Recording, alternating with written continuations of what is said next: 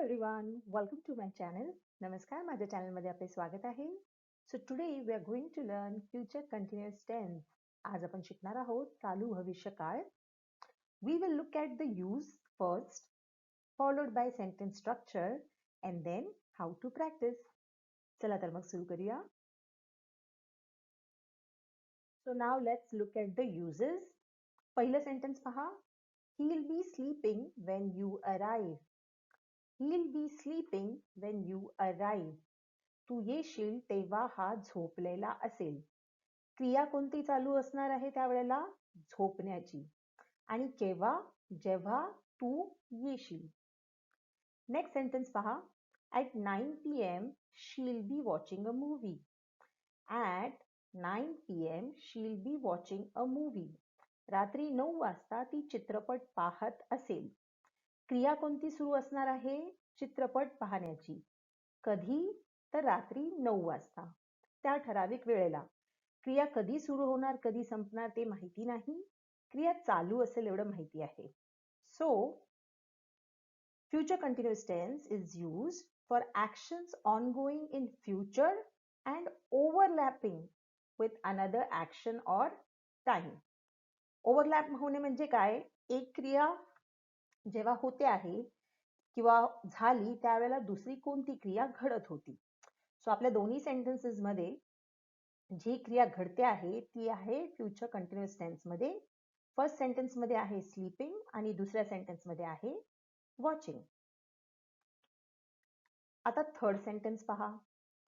I'll be missing the rains once I am in desert.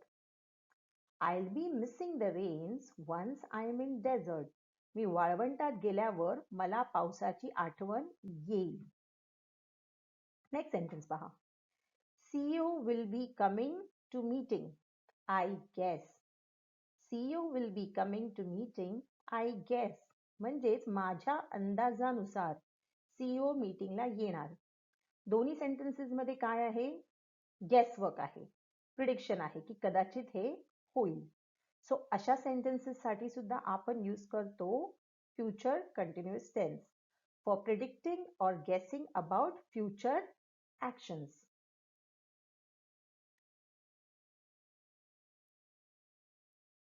Take a look at the fifth sentence. When in Pune, he'll be staying with friends. When in Pune, he'll be staying with friends. पुण्यात असताना तो मित्रांसोबत राहणार. पुण्यात असताना तो मित्रांसोबत राहणार. ही काय एक्सपेक्टेशनच आहे की हेच होणार आहे. जो तिकडे फ्रेंड्स असतील तर तो तिथेच राहील. सिक्स सेंटेन्स पहा. They'll be dancing all night on year end.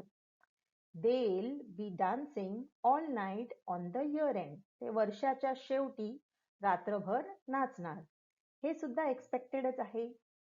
So, future continuous tense is also used for actions that we expect to happen.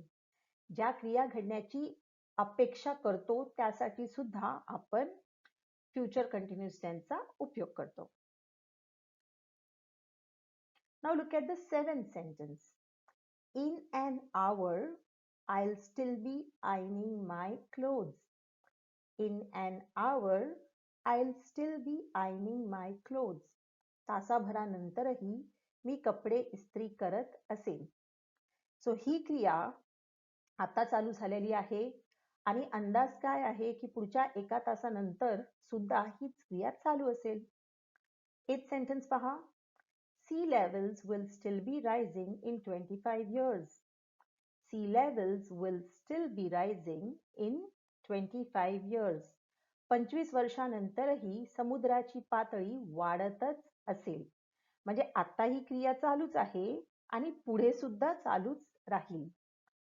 So, future continuous tense is also used for actions that are already happening now and are expected to happen or continue for some time into the future. म्हणजे आता तर चालूच आहे क्रिया पण भविष्यातही त्यावेळेला चालू असेल. सो अशा प्रकारे आपल्याकडे 4 युजेस आहेत फ्युचर कंटिन्युअस टेन्स यूज करण्याचे. आता आपण पाहूया पॉझिटिव्ह किंवा होकारार्थी वाक्य कशी बनवायची. सुरुवात होणार सब्जेक्ट, इथे फ्युचर कंटिन्युअस टेन्स आहे त्यामुळे येणार आहे विलच्या नंतर येणार आहे बी आणि त्याच्यानंतर V1 प्लस ING. म्हणजे V1 म्हणजे काय, तर क्रियापद जे आहे ते मूळ स्वरूपात प्लस त्याला लागणार आहे ING, म्हणजेच present participle form plus object. So हा स्ट्रक्चर आपल्याला असाच्या असाच लक्षात ठेवायचा आहे आणि अशाच प्रकारे यूज करायचा आहे. सब्जेक्ट जेव्हा आय आणि वी असेल तेव्हा शाल येतं आणि बाकी सब्जेक्ट असतील you they he she it name तेव्हा विल येतं. पण आजकाल आपण सगळ्याच सब्जेक्ट बरोबर विल वापरतो. सो आपण जर एक्झाम्स वगैरे देणार आहोत, रिटन एक्झाम देणार असू तर त्यावेळेला आपण लक्षात ठेवायचं आहे आय आणि वी बरोबर शाल. बट स्पोकन इंग्लिश मध्ये आपण आता सगळ्याच सब्जेक्ट बरोबर विल वापरतो. सो आपण विल वापरला तरीही चालेल. हे आपले सगळे सब्जेक्ट्स आहेत. सेंटेन्ससाठी आपल्याला लागणार will be plus verb in the ING form. आपण इथे वर्ब घेतलेला आहे प्ले, त्याचं झालं प्लेइंग. आपलं ऑब्जेक्ट आहे टेनिस. सो आपले सेंटेन्सेस कसे बनणार? I will be playing tennis, you will be playing tennis, we will be playing tennis, they will be playing tennis, he will be playing tennis, she will be playing tennis, it will be playing tennis, Priya will be playing tennis. Structure आपल्याला लक्षात ठेवून अशाच प्रकारे sentences बनवायचे आहेत. Objects change करायचे, पण structure आपण विसरायचा नाही आहे. अजून काही सेंटेन्सेस पाहूया आपण. I will be paying in cash, I will be paying in cash, मी रोख पैसे देणार. You will be crying a lot, you will be crying a lot, तू खूप रडणार. We will be cleaning the room, we will be cleaning the room, आम्ही खोली साफ करत असू. They will be making chicken, they will be making chicken, ते chicken बनवत असणार. He will be closing the door, he will be closing the door, तो दरवाजा बंद करत असेल. She will be dancing well, she will be dancing well, ती चांगले नृत्य करत असेल. It will be taking time, it will be taking time, यास वेळ लागणार. येत आहे Asha will be keeping quiet, Asha will be keeping quiet, Asha गप्प बसणार. याच्यावर आपल्याला काय लक्षात ठेवायचं आहे? टाइमलाईन लक्षात ठेवायचं आहे. हे कधीतरी घडणार, ज्या वेळेला घडणार किंवा ज्या पॉइंटमध्ये घडणार त्यावेळेला अशा पद्धतीने घडणार. स्ट्रक्चर लक्षात ठेवायचं आहे आणि यूज किंवा ऍप्लिकेशन लक्षात ठेवायचं आहे, तेव्हा या सेंटेन्सेसला जास्तच करेक्ट मीनिंग येईल.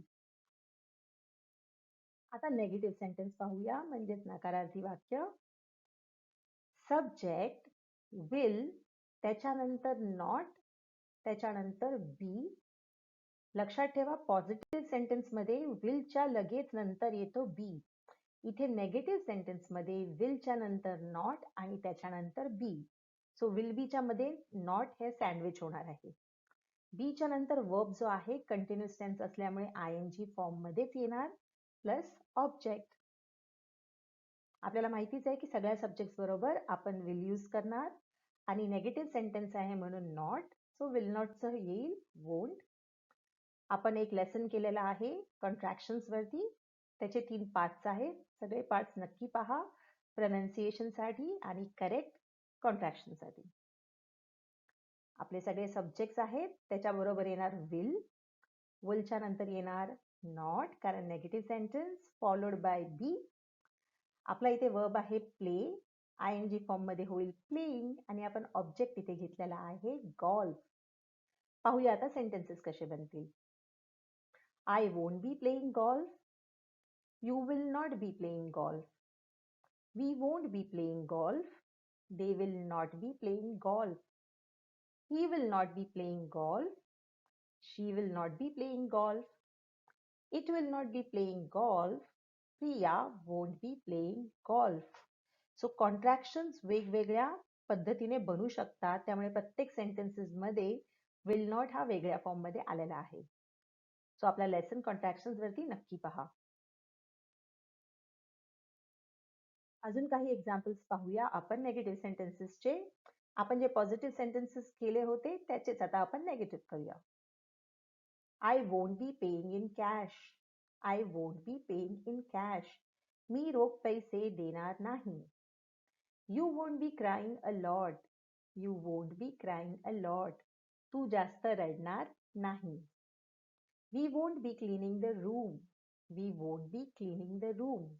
आम्ही खोली साफ करणार नाही. They won't be making chicken. They won't be making chicken. ते चिकन बनवणार नाहीत. He won't be closing the door. He won't be closing the door. तो दरवाजा बंद करणार नाही.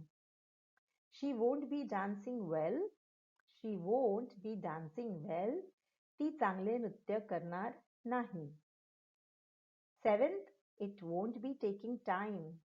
It won't be taking time. यास वेळ लागणार नाही. 8th, Asha won't be keeping quiet.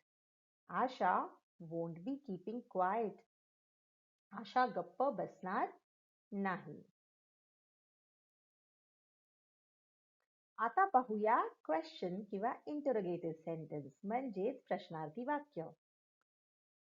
प्रश्नार्थी वाक्य सुरू होणार वर्बने, सो इथे सुरू होणार विलने, त्याच्यानंतर येईल सब्जेक्ट आणि त्याच्यानंतर येईल बी. सो आपल्याला स्ट्रक्चर खूप छान पद्धतीने लक्षात ठेवायचं आहे, कारण पॉझिटिव्हचा वेगळा आहे, नेगेटिव्हचा वेगळा आहे आणि क्वेश्चनचा वेगळा आहे. विल बी एकत्र येत नाही सगळीकडे. सो इथे विल, त्याच्यानंतर सब्जेक्ट, मग बी, मग वर्ब जो आहे तो आयएनजी फॉर्म मध्ये प्लस ऑब्जेक्ट. सगळ्या सब्जेक्ट बरोबर विलच येणार. सेंटेन्सची सुरुवात आपली होणार आहे विलने, त्याच्यानंतर येणार आपले subject followed by be, verb आहे आपला प्लेइंग आणि ऑब्जेक्ट इथे आहे आपला chess.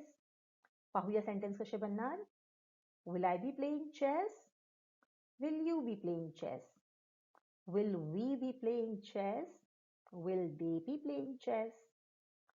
Will he be playing chess. Will she be playing chess. Will it be playing chess. Will Priya be playing chess. So आता आपण पाहूया अजून काही क्वेश्चन सेंटेन्सेस. जे सेंटेन्सेस आपण पॉझिटिव्ह मध्ये केले त्यानंतर त्यांना नेगेटिव्ह केलं, त्याच सेंटेन्सेसला आता आपण इंटरोगेटिव्ह किंवा क्वेश्चन सेंटेन्सेस मध्ये करणार आहोत. First, will I be paying in cash. Will I be paying in cash. ही रोख पैसे देणार का. Will you be crying a lot. Will you be crying a lot. तू खूप रडत असणार का. Will we be cleaning the room. Will we be cleaning the room. आपण खोली साफ करत असणार का. Will they be making chicken? Will they be making chicken? ते चिकन बनवत असणार का. Will he be closing the door? Will he be closing the door? तो दरवाजा बंद करत असणार का. Will she be dancing well? Will she be dancing well? ती चांगले नृत्य करत असणार का. Will it be taking time? Will it be taking time? यास वेळ लागणार का. Last sentence. Will Asha be keeping quiet? Will Asha be keeping quiet?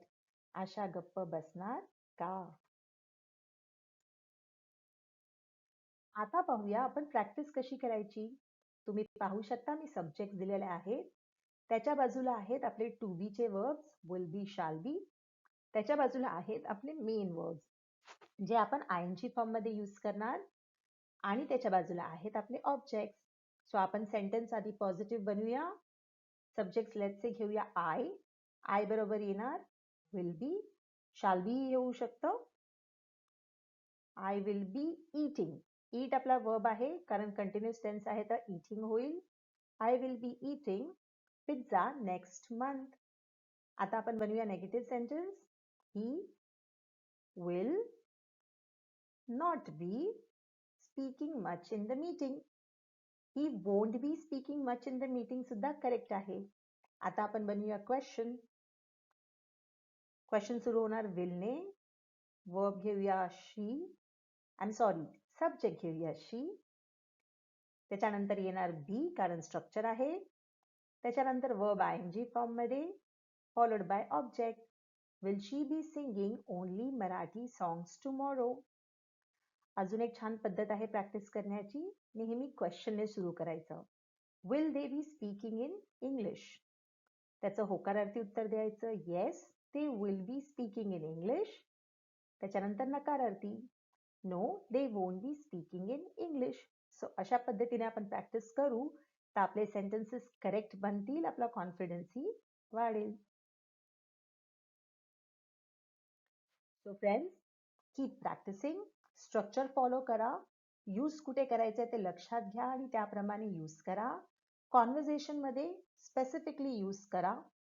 एकदा दोनदा चुकलात तरी थर्ड टाइम तर तुम्ही करेक्ट करालच स्वतःला आणि त्याच्यानंतर तुम्ही ऑटोमेटेड मोडवरती जाल जिथे तुम्हाला हे खूप सहजपणे सेंटेन्सेस बनवता येतील आणि बोलता येईल. सो फ्रेंड्स, तुम्हाला हा व्हिडिओ आवडला असेल तर प्लीज लाईक, शेअर आणि सबस्क्राईब करा. Happy learning. थँक्यू.